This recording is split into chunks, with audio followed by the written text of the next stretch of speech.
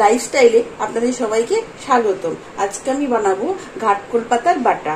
তার জন্য হচ্ছে ঘাটকোল পাতাগুলোকে আমি পরিষ্কার করে ধুয়ে কুচু কুচু করে কেটে রেখে দিয়েছি।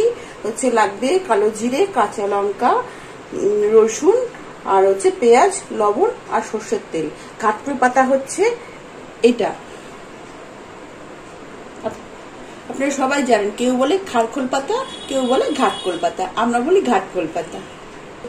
এই পাতাগুলোকে আমি একটু শুকনো খোলায় টেলে নেব, তার জন্য আমি ওভেনে যাচ্ছি। আমি এবার ওভেনটা জ্বালবো, দিয়ে এই পাতাগুলো সব দিয়ে দেব।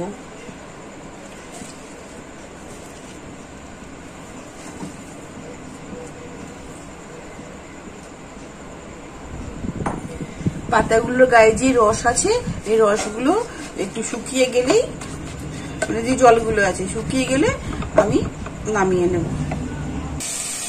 পাতাগুলো ভাজা ভাজা হয়ে গেছে, আমি এবার তুলে নেব, এই ডিশটা তুলে নেব।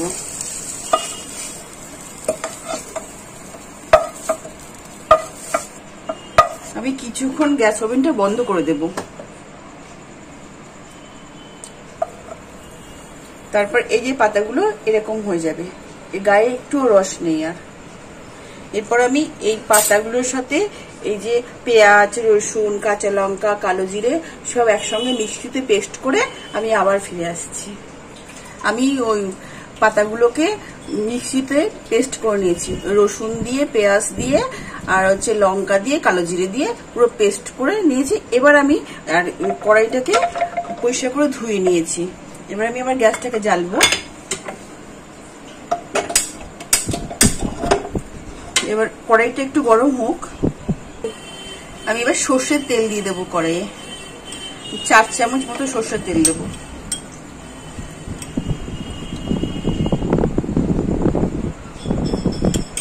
তেলটা একটু গরম হলে আমি এই পাতা বাটাটা পুরো দিয়ে দেব। আমার তেল গরম হয়ে গেছে, আমি বাটাটা দিয়ে দেব।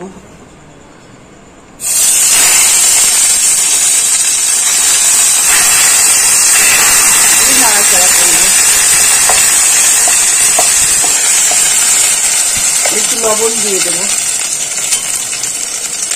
পরিমাণ মতো লবণ দিয়ে দেব।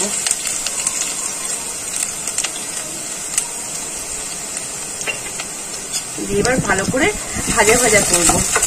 এটা দুপুরবেলা গরম ভাতের সাথে এই বাটা খেতে দারুণ লাগে। একটু পেঁয়াজি কিংবা একটু বেগুনি আর এই বাটাটা ভাতের সাথে মেখে দারুণ খেতে লাগে। আপনারা খেয়ে দেখবেন, একবার অন্তত করবেন।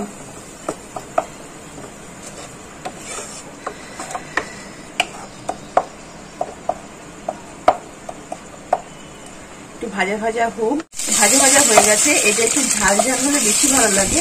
আমার ভাজা হয়ে গেছে, গ্যাসটা অফ করে দেব। এবার আমি একটা ডিশের মধ্যে তুলে নেব, পরিষ্কার করে তুলে নেব।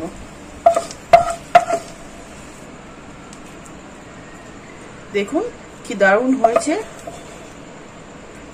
খেতে ততটাই টেস্টি। একবার অন্তত বানিয়ে নেবেন আপনারা।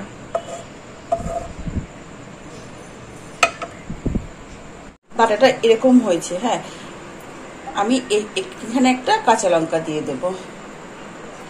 যদি এই রান্নাটা আপনাদের ভালো লেগে থাকে তাহলে please like, share and subscribe করে দেবেন।